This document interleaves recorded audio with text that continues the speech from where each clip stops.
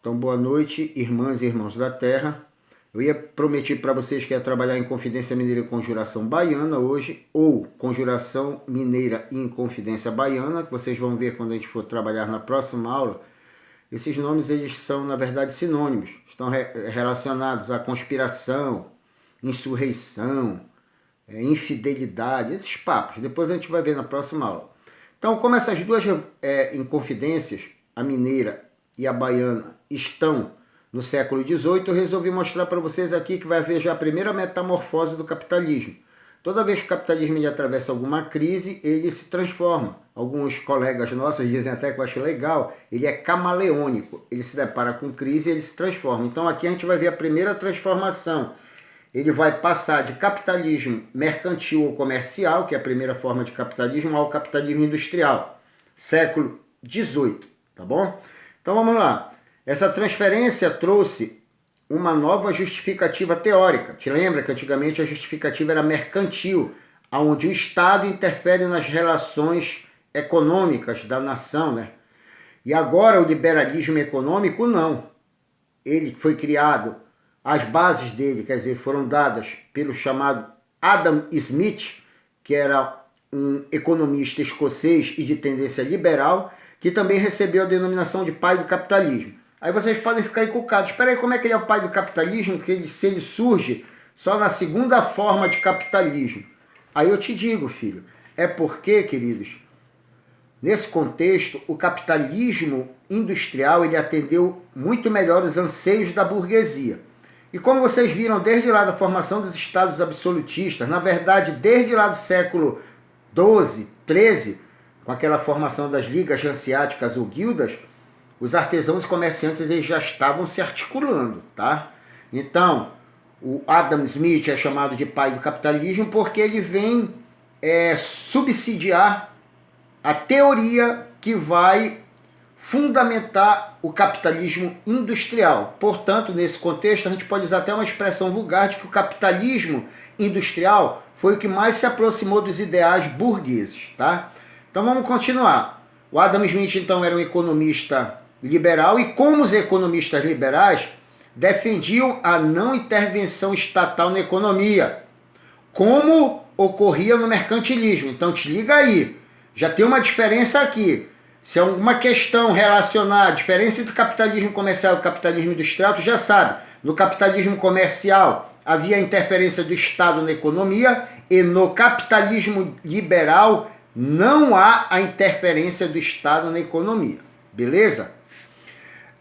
Argumentavam que a economia era governada por leis naturais, como a lei da oferta, no caso aqui eu coloquei como exemplo o produtor que oferta alguma coisa, e a procura o consumidor, como no nosso caso, que nós vamos comprar alguma coisa de alguém, né? Então nós estabelecemos essa relação em qualquer forma de comércio.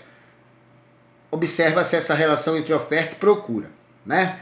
Para Adam Smith, essa relação era impulsionada pela mão invisível, ou seja, era a necessidade para ele. Eu tinha necessidade de comprar, então eu procurava alguém que tinha o produto que eu ansiava, e por ele eu pagava com capital e recebia o produto. Então, a mão invisível para Adam Smith nada mais é do que a necessidade de obter, de comprar. Assim, os monopólios pacto-coloniais, regulamentações, restrições e proibições típicos ao capitalismo comercial ou mercantil eram obstáculos ao novo capitalismo industrial, que necessitava de liberdade do mercado e consequente ampliação do lucro, que é a base do liberalismo econômico, né? Ou capitalismo industrial. A industrialização iniciou-se, não te esquece, na Inglaterra e depois se espalhou pelo mundo, tá? Necessitava de mercados fornecedores de matéria-prima, tá bem aqui, ó, lá atrás, fornecedores de matérias-primas e mercados consumidores dos produtos industrializados ingleses, no início, mas depois ele atravessou o Canal da Mancha ali para a França e se espalhou pelo Ocidente, Oriente, pelo planeta, na verdade, né? Então, com a decadência do mercantilismo, fim dos monopólios, te lembra que era o monopólio? Era aquela atitude, por exemplo, Vamos ver o pacto colonial. De um lado, a metrópole, Portugal, do outro lado, a colônia Brasil, ou na América Portuguesa, que era o monopólio. O Brasil só podia enviar os seus produtos para a metrópole, que no caso era Portugal. Jamais enviar produtos para a Espanha, para a França, Inglaterra ou qualquer outra nação dessa. Então, monopólio é quando apenas o mono, exerce o poder de exploração sobre uma determinada região. Nesse caso, neste exemplo que eu citei, era de Portugal, metrópole, sobre a colônia Brasil. Então, Portugal era a única, era monopólio, ela exercia sobre a América Portuguesa, no caso do Brasil. Então, após essa decadência do mercantilismo e, consecutivamente, dos monopólios do pacto comercial, pacto colonial, como está ali em cima, é inaugurada a livre concorrência de mercado e o livre cambismo. Se você não lembra o que é o livre cambismo, câmbio quer dizer troca, né? Eram trocas econômicas envolvendo diversos produtos. Portugal e Espanha foram superadas pela França e principalmente pela Inglaterra, que foi a pioneira na Revolução Industrial.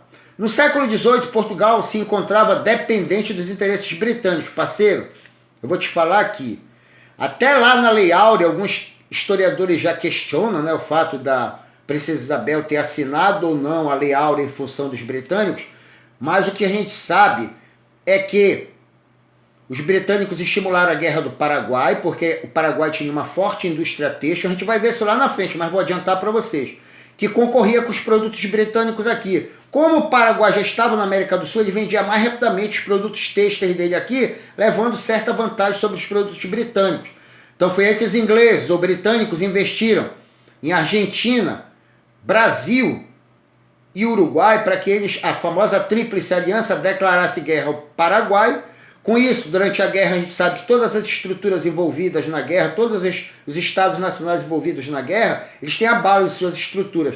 E aí o Paraguai não foi diferente. Teve a sua indústria debilitada pela guerra, e aí os produtos ingleses venderam com mais facilidade aqui agora, sem a concorrência dos paraguaios. E vou lembrar para vocês, hein? Os paraguaios têm um ranço com brasileiros, argentinos e uruguaios, porque mais de 70% da população de homens adultos foi morta nessa guerra do Paraguai, que a gente vai ver lá quando estiver chegando no final do Segundo Império e a introdução da República no Brasil.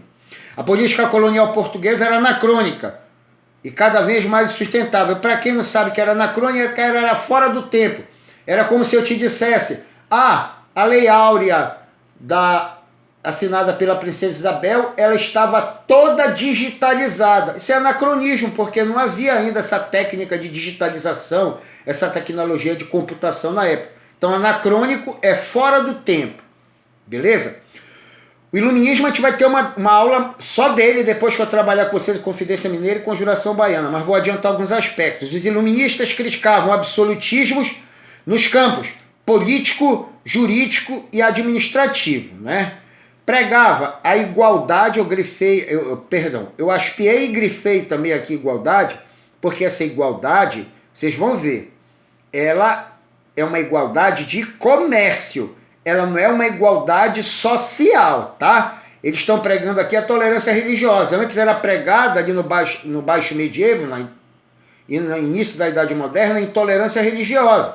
Os caras só poderiam, os católicos, comerciar com católicos. Agora aqui não, eles dizem, não, todos são iguais. O católico pode comerciar com budista, com judeu, com muçulmano, porque eles estavam visando a ampliação dos lucros. Então esta igualdade aqui não se refere ao quadro social, e sim ao quadro financeiro, comercial, econômico.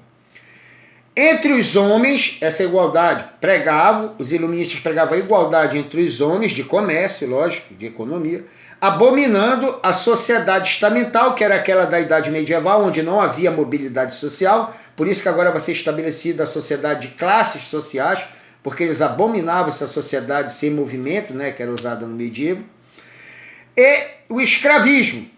Eles aboliam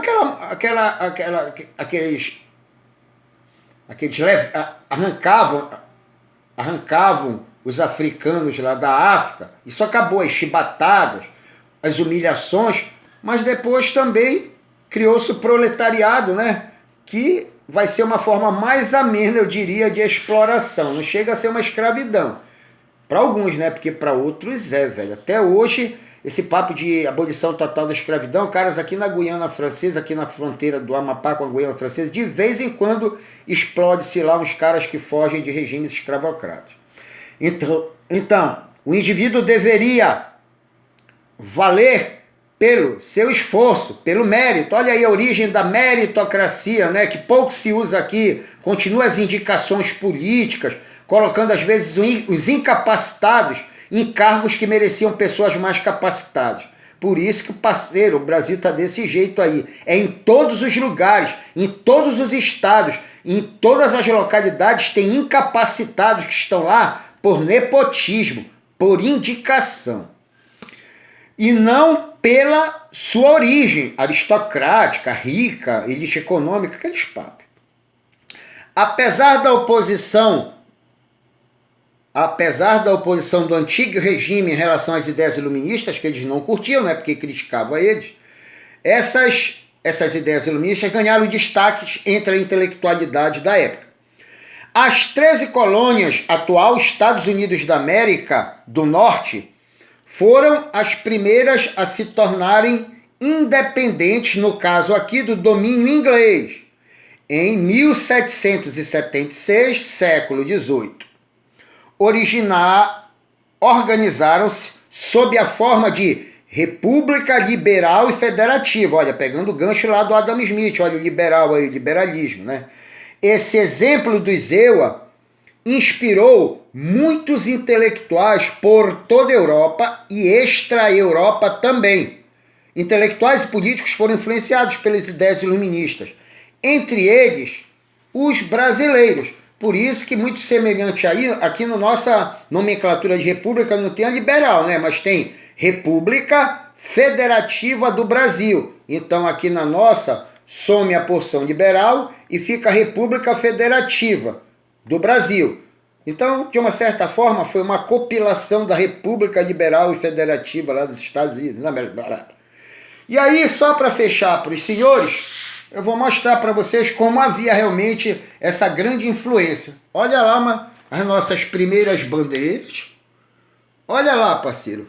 Tu nota alguma semelhança dessa bandeira aqui? Vou virar aqui assim para te sacar. Olha aí. Aí mais na frente, vai vendo aí, ó. Tá vendo? Até chegar na atual. Mas a gente sofreu forte influência. Só mudaram-se as cores, mas as estrelas iaguistas estão lá, né? Então, queridos, na próxima aula nós vamos trabalhar Inconfidência ou Conjuração Mineira e relacionando com Inconfidência ou Conjuração Baiana. No mais, meus queridos e queridas, saúde e vida longa, irmãs e irmãos da terra. Vivam bem.